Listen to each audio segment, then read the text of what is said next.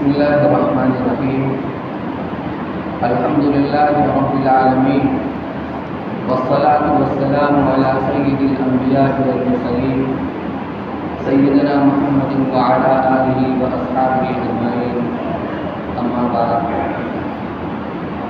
وعن أبي هريرة رضي الله تعالى عنه قال: قالوا يا رسول الله إنك تداعبنا، قال إني لا أقول إلا حقا، أو كما قال رسول الله صلی اللہ علیہ وسلم.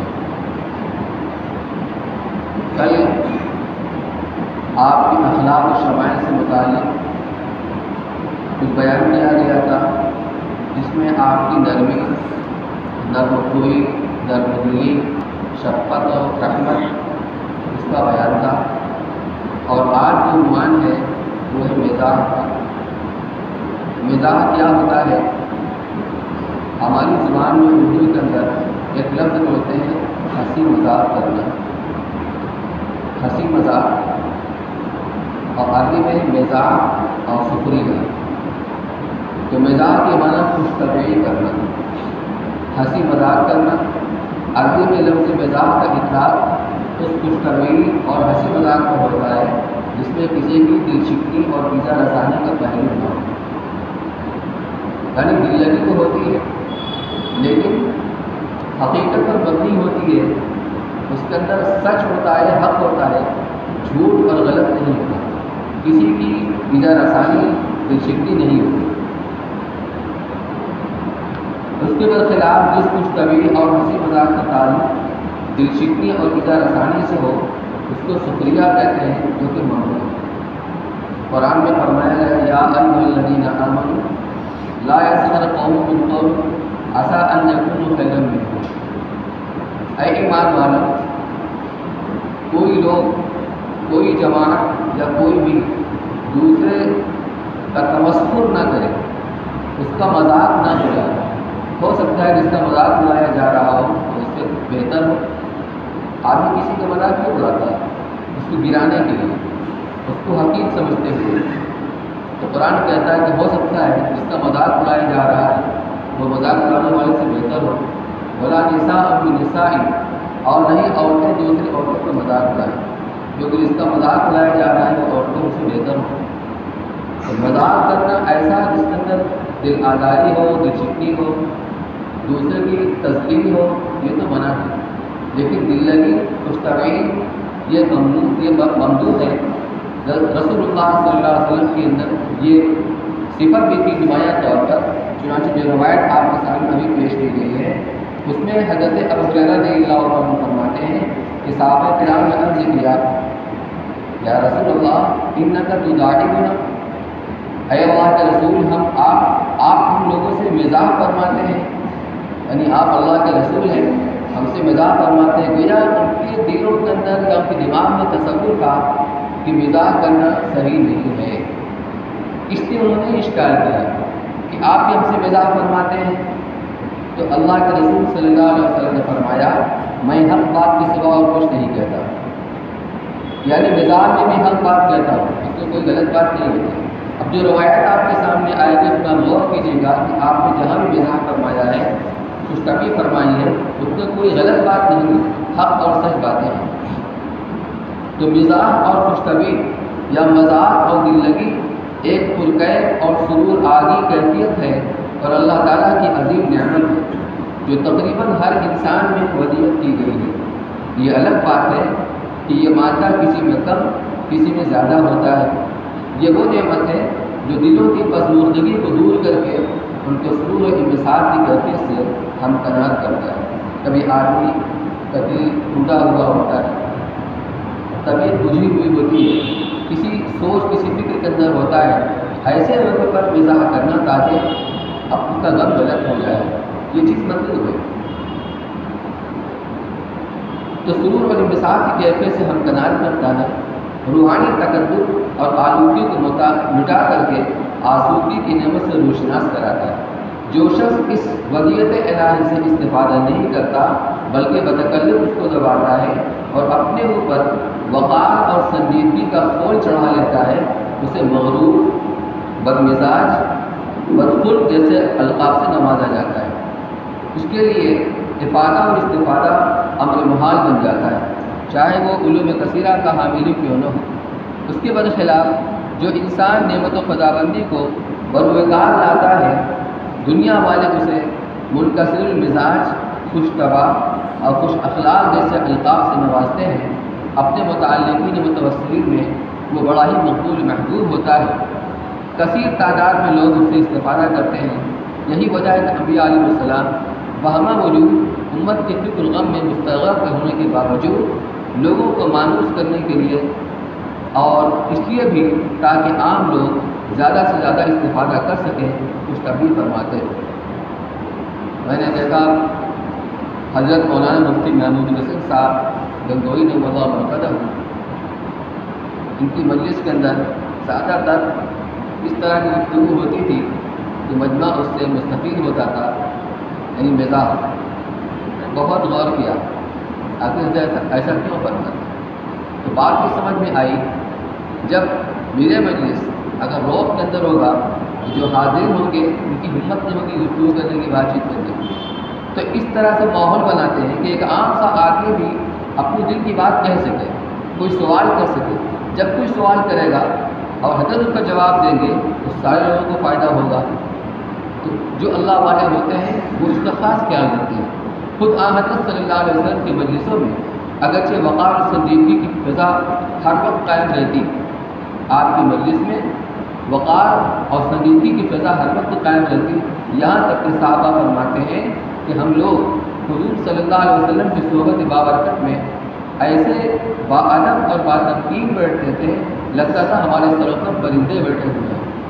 ادب کا اتنا اہتمام ہوتا تھا جو ادنا حرکت سے اڑ جائیں گے، مگر پھر بھی آپ صلی اللہ علیہ وسلم کی خوش طبعی کی جھلک ان متورک صحبتوں کو خوشگوار بناتی رہتی، کیونکہ آپ علیہ السلام اگر ایک طرف پیغامبر خداوندی کی حیثیت سے احترام رسالت کو ملحوظ رکھتے ہوئے واضح تلقین میں مصروف رہتے، تو دوسری طرف آپ صحابہ کے ساتھ ایک بے تکلف دوست اور ایک خوش مزاج ساتھی کی حیثیت سے بھی میل جول رکھتے تھے۔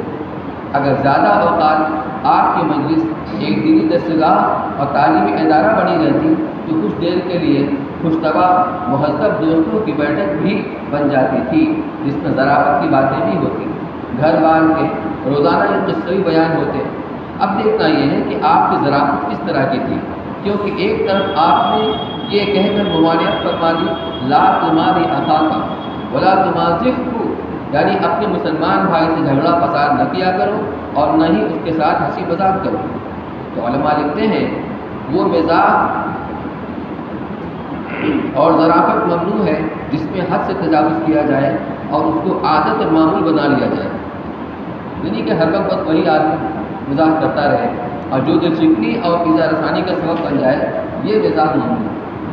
دوسری طرف حضرت عبداللہ کے حارث رضی اللہ عنہ نے بیان کیا کہ ما رأیت احدا اکثر مزاحا من رسول اللہ صلی اللہ علیہ وسلم، یعنی میں نے رسول اللہ صلی اللہ علیہ وسلم سے زیادہ مزاح کرنے والا کوئی شخص نہیں دیکھا، جس سے نہ صرف یہ کہ اس کا جواز سمجھ میں آتا ہے بلکہ آپ صلی اللہ علیہ وسلم کا بکثرت مزاح فرمانا بھی ثابت ہوتا ہے۔ تو اس کا جواب علماء نے اس طرح دیا ہے کہ زیادہ مزاح اور ذرافت کرنے کی ممانعت اس وجہ سے ہے کہ اس سے نفس پر قابو نہیں رہتا، اور ظاہر ہے کہ حضرت صلی اللہ علیہ وسلم کے برابر کوئی شخص اپنے نفس پر قابو نہیں رکھ سکتا، لہذا یہ ان امور میں سے ہے جو صرف آپ صلی اللہ علیہ وسلم کے ساتھ مخصوص ہے اور دوسروں کے لیے ان سے اجتنابی اولا ہے۔ اس کی تائید مضمون کی ابتدا میں مذکور روایت سے بھی ہوتی ہے، جس میں صحابہ نے عرض کیا تھا کہ یا رسول اللہ آپ ہمارے ہاتھ مزاح فرماتے ہیں، یعنی انہوں نے خوش طبعی کو رسالت کے مقام بلند سے فروتر سمجھا۔ آپ علیہ السلام نے فرمایا میں مزاح میں بھی سچ بات کہتا ہوں، حاصل یہ ہے کہ زیادہ مزاح کرنے کی ممانعت کا تعلق حضرت صلی اللہ علیہ وسلم کے علاوہ دوسرے لوگوں سے ہے۔ ہاں اگر کوئی شخص حد پر قائم رہے، نفس پر قابو رکھے اور راہ اعتدال سے منحرف نہ ہو، اس پر قادر ہو، وہ بھی اس ممانعت سے مستثنیٰ ہوگا۔ اس جگہ حضرت صلی اللہ علیہ وسلم کی مزاح اور خوش طبعی کے واقعات جو روایت آ رہی ہیں آپ کے سامنے پیش کی جا رہی ہے۔ پہلی روایت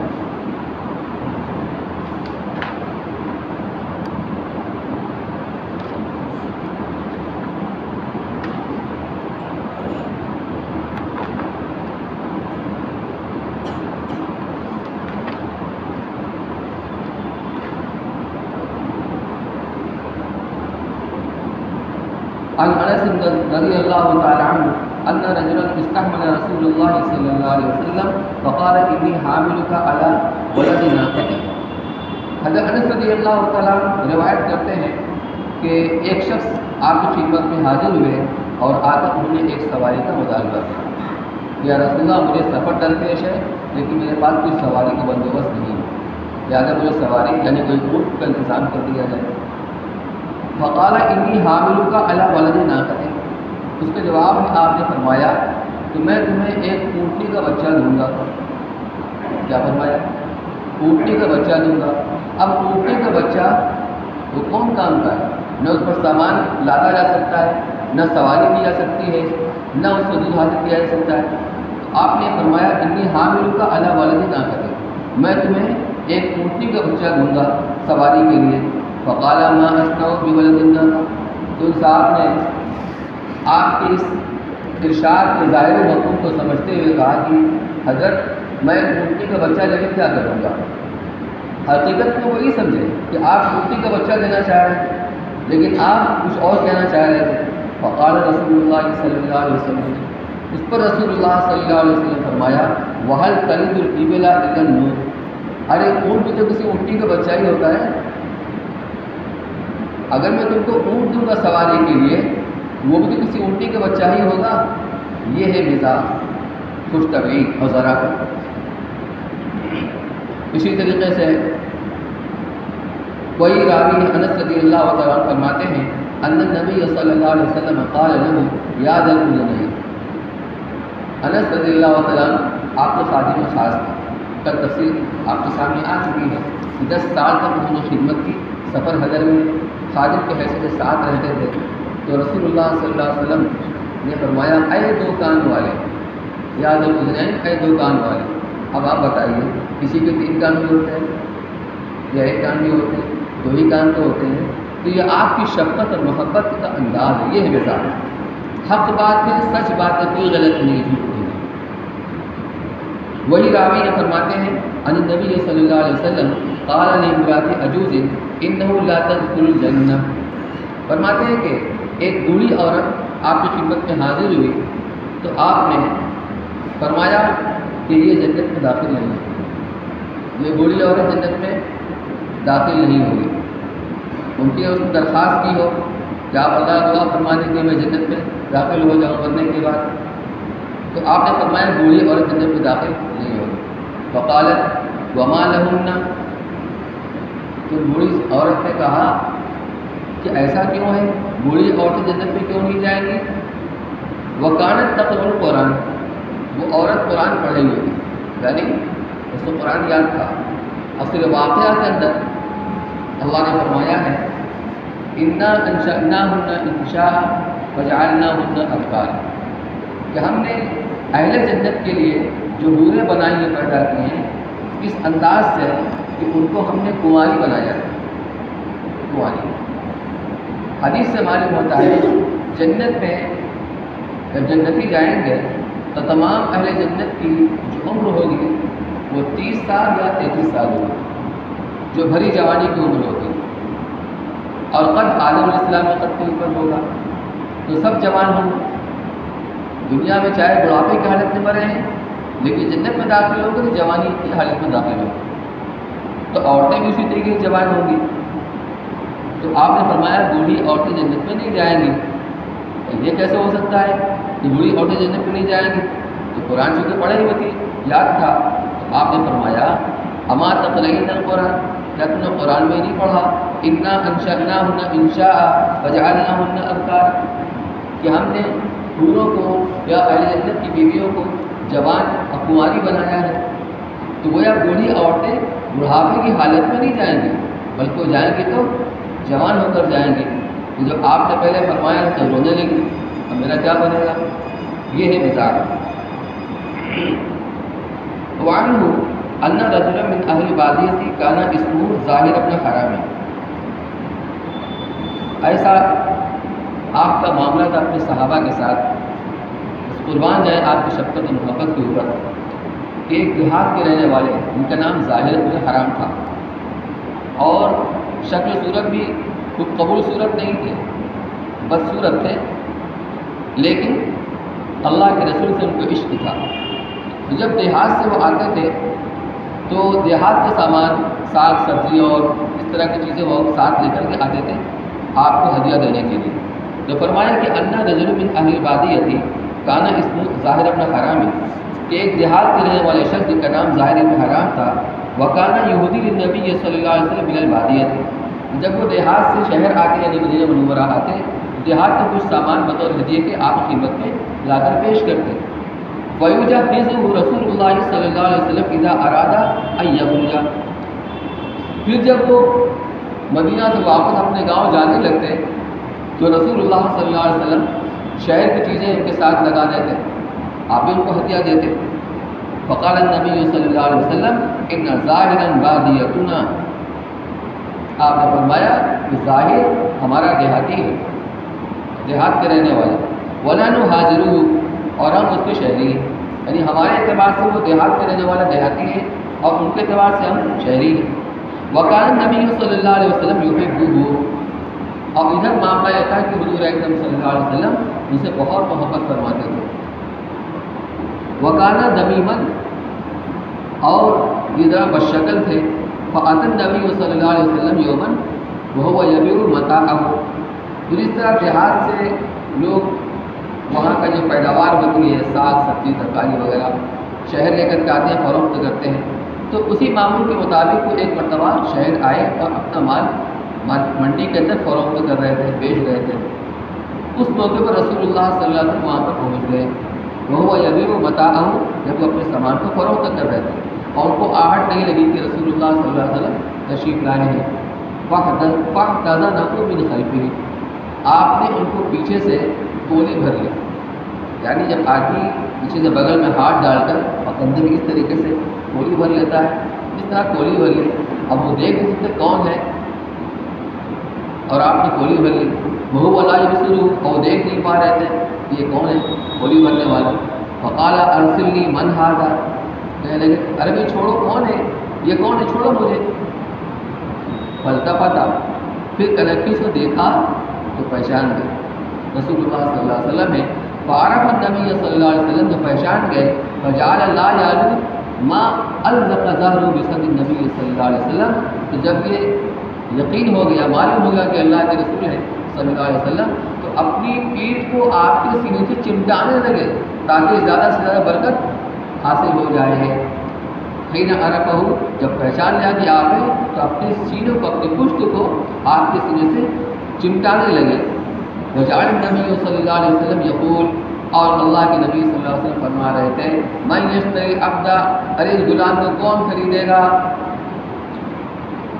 آزاد تو غلام نہیں تھے، لیکن آپ نے بطور مزاح کے فرمایا وہ بھی تو اللہ کے بندے ہیں، غلام ہیں، اس غلام کو کون خریدے گا.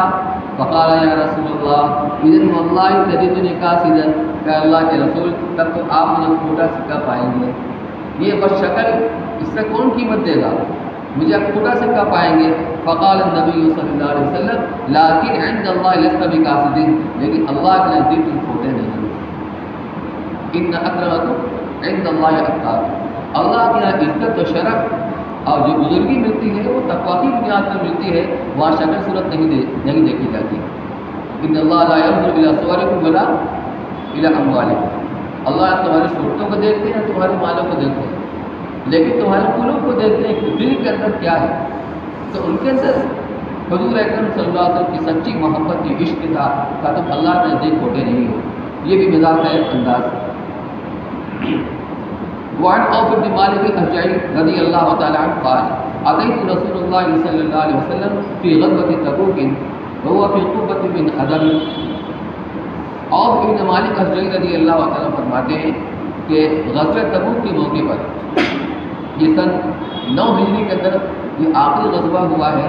ایک طویل سفر تھا، مدینہ سے ملک شام کی بارڈر پر جانا ہوا تھا سخت گرمی کے زمانے میں. تو اسی موقع کا واقعہ ہے کہ آپ ایک چھوٹے سے چمڑے کے خیمے کے اندر تشریف فرما تھے.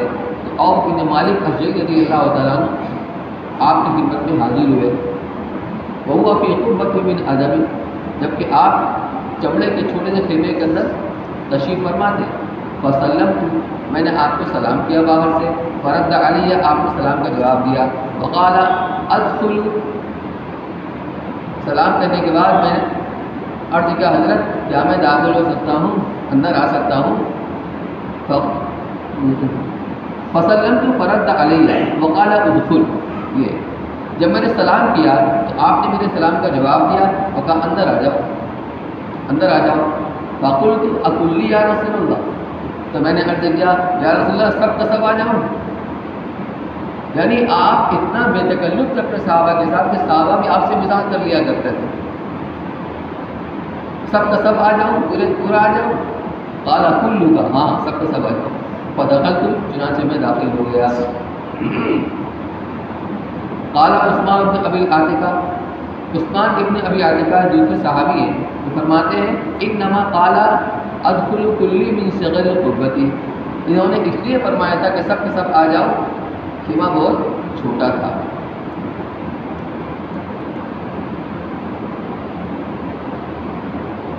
تو اس طرح کے واقعات، متعدد واقعات اللہ کے رسول صلی اللہ علیہ وسلم کے کہ آپ اپنے صحابہ کے ساتھ، چھوٹوں کے ساتھ، بچوں کے ساتھ شفقت کا معاملہ، وضاحت کا معاملہ آپ فرمایا کرتے تھے۔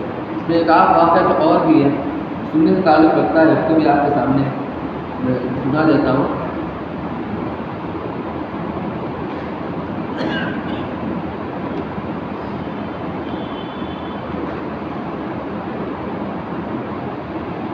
ایک انصاری صحابیہ آپ کی خدمت میں حاضر تھی، آپ صلی اللہ علیہ وسلم نے ان سے فرمایا جلدی سے اپنے خاوند کے پاس جاؤ، جیسے کوئی ایمرجنسی کوئی پیش آ گئی ہے، گھبرا دینے والی بات پیش آ گئی ہے، جلدی سے اپنے خاوند کے پاس جاؤ، اس کی آنکھوں میں سفیدی ہے، یہ آپ کا جلدی سے اپنے خاوند کے پاس جاؤ، اس کی آنکھوں میں سفیدی ہے۔ وہ ایک دم گھبرا کر خاوند کے پاس پہنچی تو خاوند نے پوچھا کیا مصیبت ہے، اتنا گھبرائی کیوں، کیا مصیبت ہے، اس طرح گھبرا کر دوڑی کیوں چلی آئی؟ انہوں نے کہا کہ مجھے میرے نبی صلی اللہ علیہ وسلم نے خبر دی ہے کہ تمہاری آنکھوں میں سفیدی ہے۔ خاوند نے کہا ٹھیک ہے مگر سیاہی بھی تو ہے، سفیدی ہے سیاہی بھی تو ہے۔ تب انہیں اندازہ ہوا کہ یہ مزاح تھا اور ہنس کر خوش ہوئی اور فخر محسوس کیا کہ اللہ کے رسول صلی اللہ علیہ وسلم مجھ سے اس قدر بے تکلف ہوئے کہ میرے ساتھ مزاح فرمایا۔ اسی طرح صحابہ سے بھی مزاح کے واقعات مروی ہیں۔ چنانچہ ایک مرتبہ حضرت ابوبکر اور حضرت فاروق اعظم رضی اللہ تعالیٰ اور علی رضی اللہ تعالیٰ ایک دوسرے کے گلے میں ہاتھ ڈالے اس طرح چلے جا رہے تھے کہ حضرت علی بیچ میں تھے اور دونوں حضرات دونوں طرف۔ حضرت علی رضی اللہ تعالیٰ کا قد ذرا سا چھوٹا تھا، دو حضرات کا قد بڑا تھا، تو اب بیچ میں حضرت علی ہے، ایک طرف حضرت ابوبکر اور ایک طرف حضرت عمر، دونوں کا قد بڑا تھا۔ حضرت علی ان دونوں کے مقابلے میں کچھ پستہ تک تھے، تو حضرت عمر نے مزاحن فرمایا علی بیننا کالنور فی لنا، یہ عربی کا جملہ ہے کہ علی ہمارے درمیان میں ایسے ہیں جیسے کہ نور کی حیثیت ہوتی لنا میں۔ عربی میں جب آپ لنا لکھیں گے لام پھر نور پھر علی، تو ایک طرف لام کا وہ ہوگا کھڑی پائی اور ایک طرف علی کی کھڑی پائی ہوگی، بیچ میں نور چھوٹا سا، تو فرمایا علی ہمارے درمیان میں ایسے ہی ہیں جیسے لنا میں نور۔ تو یہ مزاح فرمایا، یعنی علی ہم دونوں کے بیچ میں ایسے ہیں جیسے لنا کے لام اور الف کے درمیان نون ہے۔ اس طرح ہم دونوں طویل القامت اور بیچ میں علی پستہ قد ہیں۔ اس پر حضرت علی رضی اللہ عنہ نے برجستہ جواب دیا لولا کنت بینکما لکنتما لا، اس سے بڑھ کر جواب دیا، یہ بھی عربی کا جملہ ہے کہ اگر میں تمہارے درمیان میں نہ ہوتا تو تم دونوں لا ہوتے۔ لا کا مطلب نہیں، کچھ نہیں، نا نے روک رکھا تم دونوں کو۔ لنا کے معنی ہمارے لیے، عربی کے اندر ہوتا ہے لنا معنی ہمارے لیے، اور نون نکال دیں تو کیا بچے گا، لا بچے گا۔ لا کا معنی کچھ نہیں، تو کہا ہم نے تم دونوں کو جوڑ رکھا ہے، اگر نون نہ ہوتا تو تم لا ہوتے لا، یعنی اگر میں تمہارے درمیان نہ ہوتا تم لا ہو جاتے اور کچھ بھی نہ رہتے۔ کیونکہ لنا کے بیچ سے یوں ہٹا دیا جائے تو وہ لا رہ جاتا ہے۔ خلاصہ کلام ان کی مزاح ایک فطری جذبہ ہے، اس کا فضول انبیاء علیہ السلام سے بھی ہوا ہے، صحابہ کرام اور اولیاء اعظام سے بھی۔ معلوم ہو کہ مزاح نہ شان نبوت کے خلاف ہے نہ ثابت کے خلاف ہے، ہمارے اکابر کا بھی یہی مزاج رہا ہے۔ چنانچہ حضرت حافظ دامن شہید رحمۃ اللہ علیہ کا کثرت مزاح معروف و مشہور ہے۔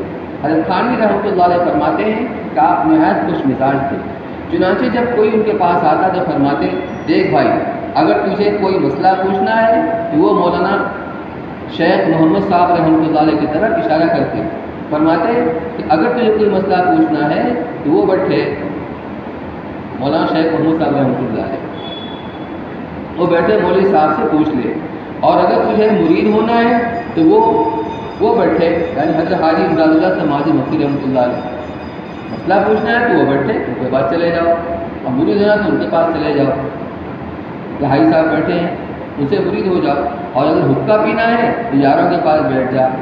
اس طریقے سے بے تکلف ہوتے ہیں۔ اب ہم غور کریں کہ ہم اپنی بات چیت میں بالخصوص یارانہ مجلس کے درمیان ہنسی مذاق کے دوران اس بات کا کتنا خیال رکھتے ہیں کہ ہماری بات چیت سے کسی کی دلچسپی نہ ہو اور ہم کسی کے لیے ایذا رسانی کا سبب نہ بنے، بلکہ ہم تو ارادہ ایسا کرتے ہیں۔ افسوس ہماری مجلسیں بہتان غیبت طنز و مذاق سے آباد رہتی ہیں۔ اللہ تعالیٰ ہم نے جملہ امور کی اتباع سنت کے دورے سے سرفراز کرنا ہے۔ بس آگے